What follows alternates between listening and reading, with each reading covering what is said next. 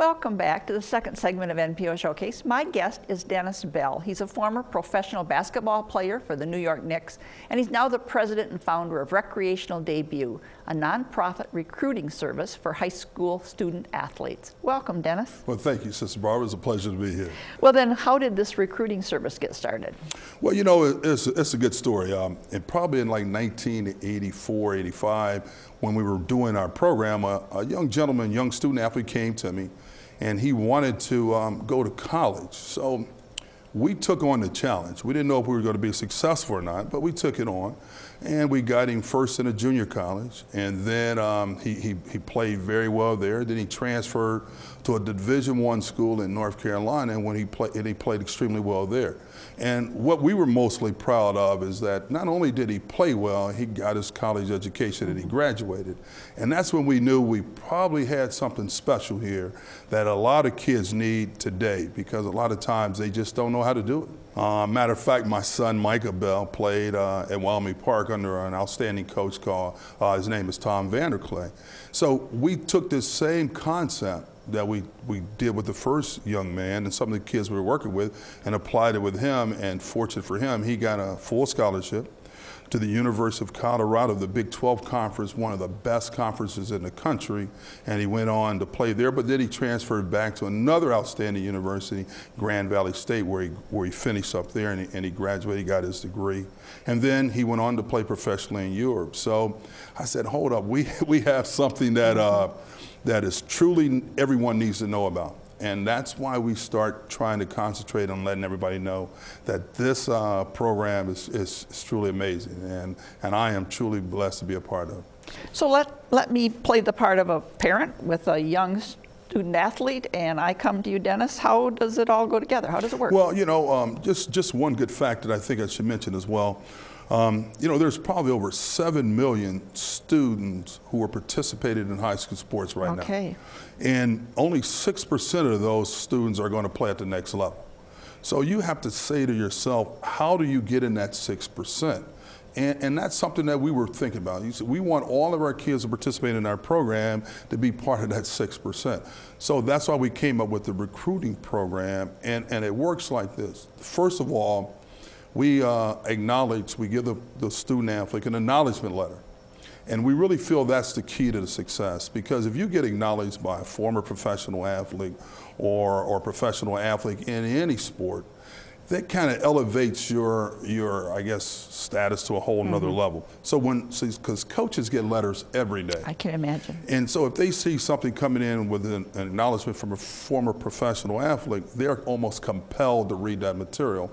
And that's what we want. We want them to read the material we send. Now, once we give them the acknowledgement letter, the next is, of course, is a resume. And with the resume, it has all their contact information. For example, it has their ACT scores, their GPA. It has, you know, their telephone number, the coaches, and etc. Once that is accomplished, the next one is a statistical sheet, because coaches want to know what they did as a junior, sophomore, or senior year, so they can truly evaluate them. Now, once those three are done, then of course we do the film editing, and every coach is going to want to film. So that's the package in which we, I guess, have really perfected for the colleges, for college coaches to read. I had an opportunity to talk to a coach, matter of fact, in Tennessee, and he said that one of the reasons that they're not recruiting all over is because of budget constraints. Sure. I mean, he said they were over $30,000 in their budget, so they couldn't get out to recruit. So the only way they recruit is through programs like this, through films and recommendations, because money is tight in today's economy, and it is causing a problem. Dennis, what do you see as the advantage of your program over some of the other services that might be available? Well, one of the advantages are, like you said, we are 501(c), and we're very proud of that, and that any donations, of course, is tax deductible. So we're definitely ahead of the ball game on that. Also, to our staff, just about everybody on our staff has gone through the recruiting system, so they understand everything about the recruiting system. We also, too, we have coaches that are really on our staff who are out there every day recruiting, seeing the rules change and things of that nature. So, and also we're available too. We're available for people to call us, to ask questions, and we'll get the answer for them. If we don't have it available, we will get it for them. So with our advantages, those are some of the major ones that I think we have. And of course, we do have former professional athletes who can endorse or in knowledge that those people are part of the program, and I'm telling you, that it makes a truly, truly big difference. You know, if you feel that you have the ability and can do it, then this is the program for you, because, you know, playing college sports is work. And if you think you just see stuff on TV or you think it's easy, it's not easy. I mean, you got to be a dedicated athlete to go to the gym or the track or the football field and develop your skills every day. And if you don't do it, then you cannot expect success. I had a former teammate of mine, Bill Bradley, played for the New York Knicks. He said, and of course he was a Rhodes Scholar, outstanding guy.